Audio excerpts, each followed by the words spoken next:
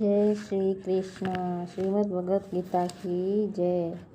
आज मैं सुनाऊंगी पहले अध्याय का महात्म्य। एक समय पार्वती ने पूछा, हे महादेव जी, किस ज्ञान के बल से आपको संसार के लोग शिव कहकर पूजते हैं?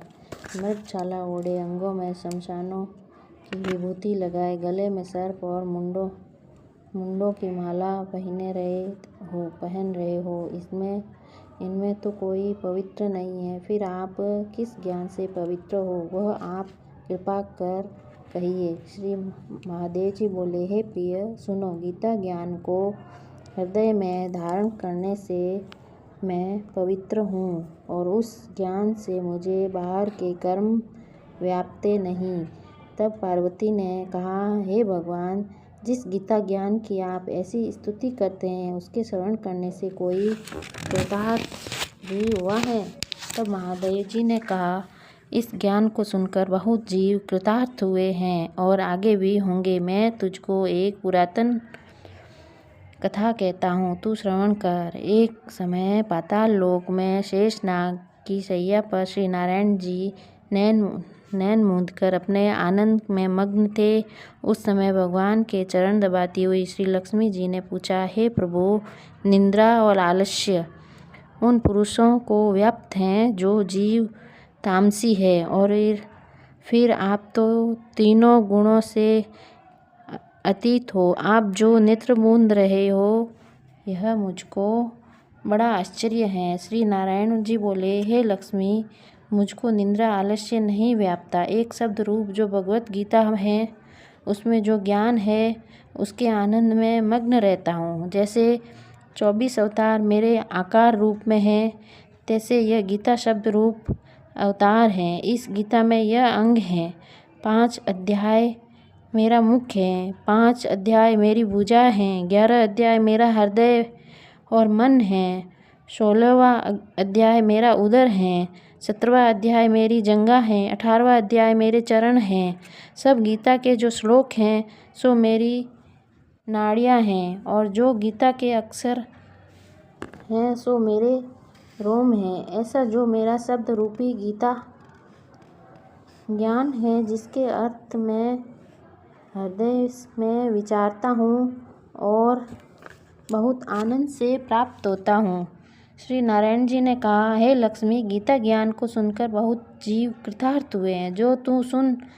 शूद्र वर्ण एक प्राणी था जो चांडालों के कर्म करता था और तेल लवण का व्यापार करता था। उसने बकरी पाली। एक दिन वह बकरी चराने को वन में गया और वृक्षों के पत्ते तोड़ने लगा। वहाँ सर्प ने उसे डस लिया, जिससे तत्काल उसके प्राण निकल गए। मरकर उसने बहुत नरक भोगे। फिर बैल का जन्म पाया। उस बैल को भिक्षुक ने मोल ले लिया। वह भिक्षुक उस पर चढ़कर सारा दिन मांगता फिरे। जो कुछ भिक्षा मांगकर लावे, वह कुटुंब के साथ मिलकर खावे। वह बैल सारी रात द्वार पर बंधा रहे, उसके खाने पीने की भी खबर न लेवे। कुछ थोड़ा सा भूसा उसके आगे डाल देवे। जब दिन चढ़े, फिर बैल पर चढ़कर मांगता फिरे, और कई दिन गुजरे तो वह बैल भूख का मारा गिर पड़ा और उसके प्राण नहीं छूटे। नगर के लोग देखा करे, कोई तीर्थ का फल दे, कोई व्रत का फल दे, पर उस बैल के प्राण छूटे नहीं। एक दिन गणिका आई। उसने मनुष्य से पूछा, यह भीड़ कैसी है? तो उन्होंने कहा, इसके प्राण जाते ही नहीं, अनेक पुण्यों के फल दे रहे हैं, पर तो भी इसकी मुक्ति नहीं होती। तब गणिका ने कहा, मैंने जो किया है उसका फल इस बैल को के निमित्त दिया। इतना कहते ही बैल की मुक्ति हुई। तब बैल ने एक ब्राह्मण के घर में जन्म लिया। पिता ने इसका नाम सुशर्मा रखा।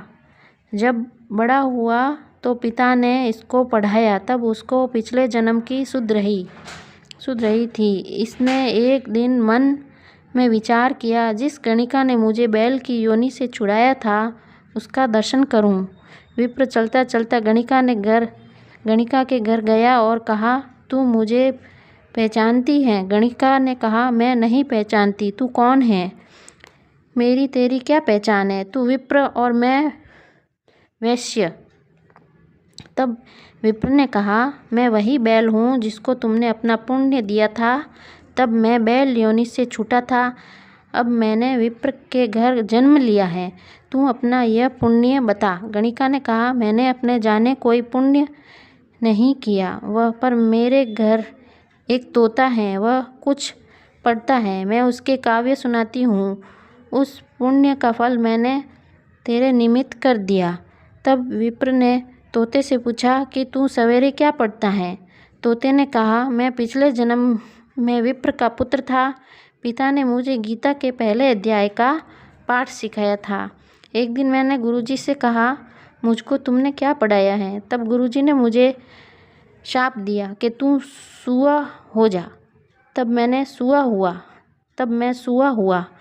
एक दिन फंदक मुझे पकड़ ले गया। एक विप्र ने मुझे मोल लिया। वह विप्र भी अपने पुत्र को गीता का पाठ सिखाता था। तब मैंने भी वह पाठ सीख लिया। एक दिन विप्र के घर चोर घुस पड़े। उसको धन प्राप्त न हुआ तो पिंजड़ा उठा ले गए। उन चोरों की यह गणिका मित्र थी।